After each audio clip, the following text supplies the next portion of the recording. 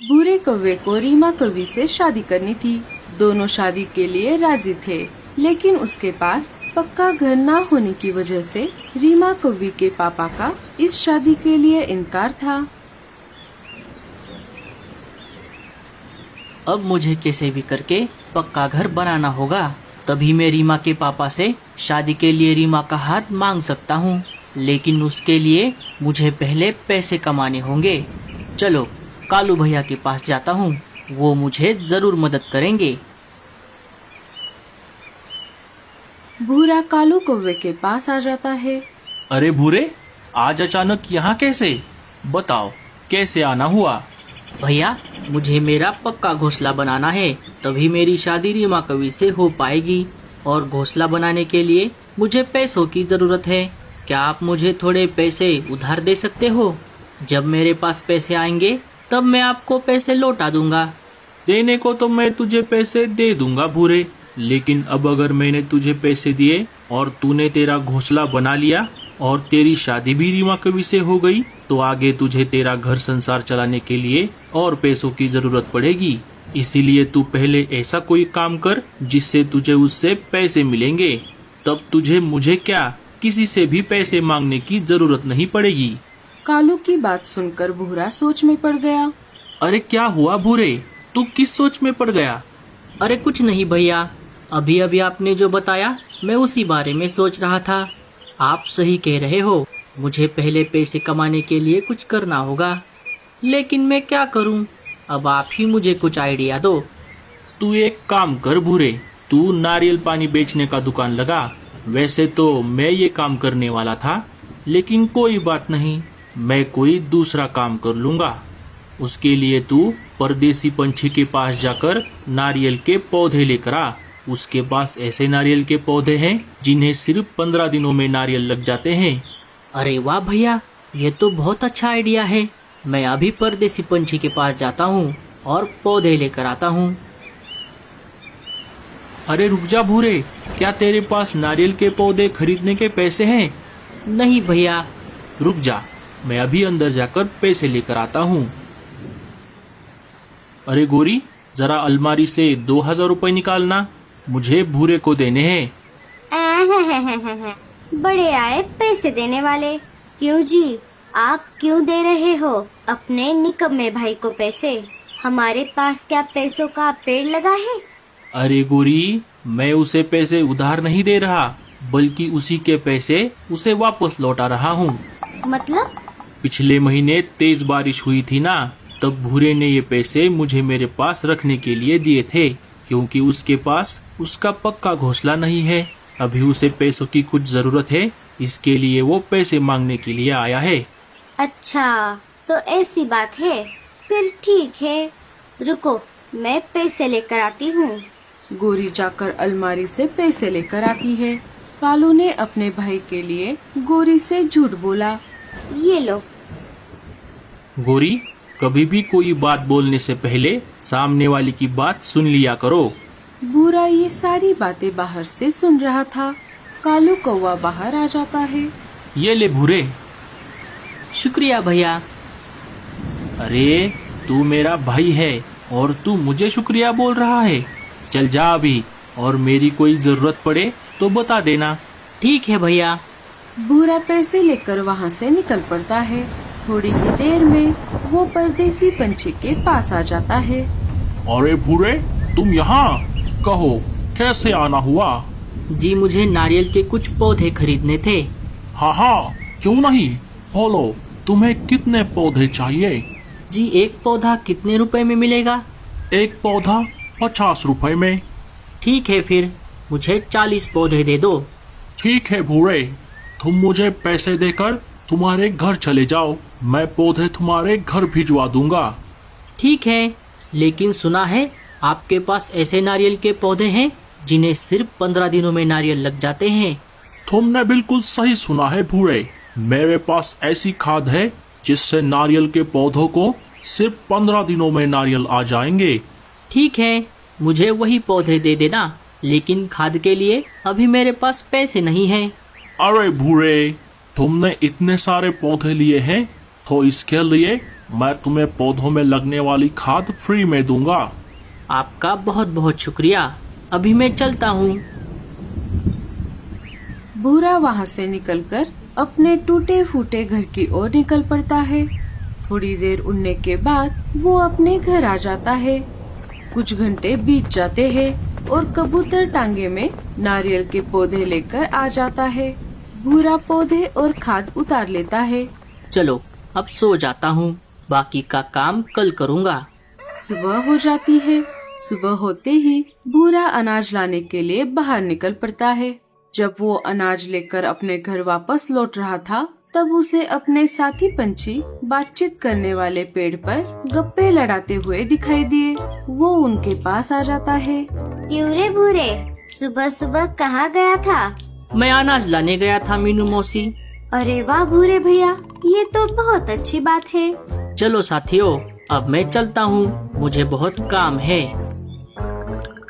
अरे साथियों, ये लप्पू सा भूरा आजकल किस काम में इतना बिजी रहने लगा है? कालू मीनू मौसी को सारी बात बताता है। अच्छा, तो ऐसी बात है।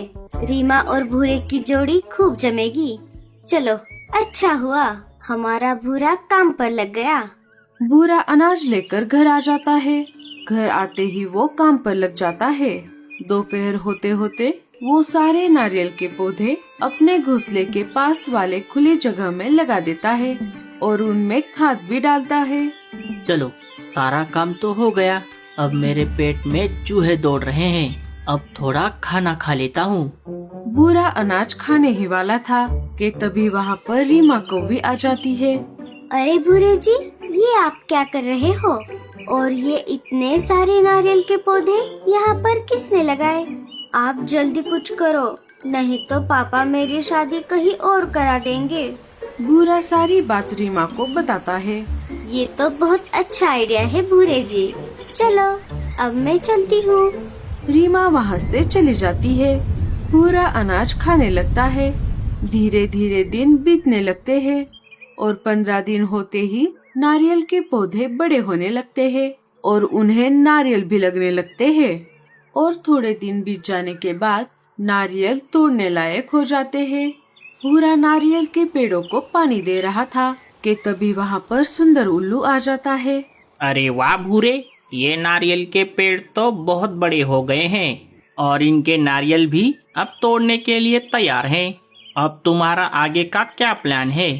अब मैं रोज थोड़े थोड़े नारियल निकाल कर इन्हें पंछी मार्केट में जाकर बेचूंगा और इनसे जो पैसे मिलेंगे उन पैसों से मेरा पक्का घर बनाऊंगा। अरे भूरे, तू कब तक थोड़े थोड़े नारियल बेचेगा? उसके बजाय तू एक काम कर, मेरे पास एक नारियल खरीदने वाला व्यापारी है। अगर तू ये सारे नारियल उसे बेचेगा तो मैं तुझे अच्छी खासी कीमत दिलाऊंगा। ये तो बहुत अच्छी बात है उल्लू भाई, लेकिन मुझे सोचने के लिए थोड़ा समय दीजिए। मैं आपको सोच कर बताता हूँ। ठीक है, कोई बात नहीं, अब मैं चलता हूँ। उल्लू वहाँ से चला जाता है। उल्लू के वहाँ से जाते ही कालू भूरे के पास आ जाता है। अरे वाह भूरे, ये नारियल का बगीचा तो बहुत सुंदर दिख रहा है, लेकिन ये सुंदर उल्लू यहाँ क्या कर रहा था? भूरा कालू को सारी बात बताता है।